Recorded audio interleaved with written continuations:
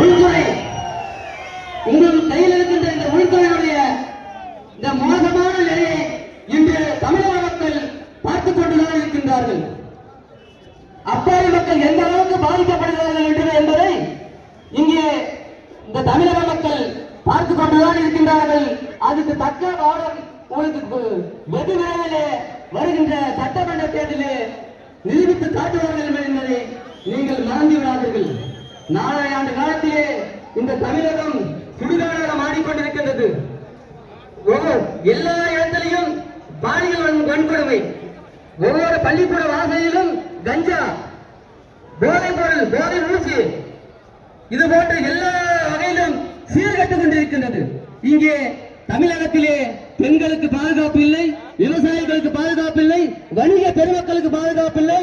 இந்த தூய்மகா குண்டர்கள் ஒரு பிரியாணி கடையில் கூட பிரியாணி தின்னுவிட்டு அங்கு அந்த பிரியாணி கடைக்காரர்களை வெட்டுகின்ற ஒரு சூழ்நிலை இங்கு தமிழகம் சந்தித்துக் கொண்டிருக்கின்றது.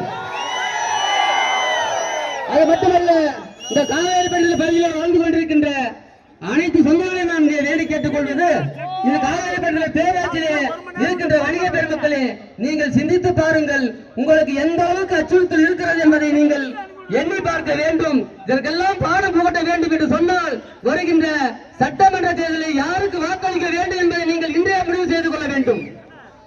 இந்த ஆர்ப்பாட்டத்திலே பெரும் நிலையாக கலந்து கொண்டுள்ள வன்னியர் சங்கத்தை சார்ந்த நிர்வாகிகள், பாட்டாளி மக்கள் கட்சியை சார்ந்த நிர்வாகிகள், அனைத்து தமிழ்நாடு மக்கள், அது மட்டும் இல்லாமல் இந்த பேரூராட்சியிலே இருக்கின்ற வணிக பெருமக்கள் பெரும்பாலான ஆதரவை தந்துள்ளார்கள்.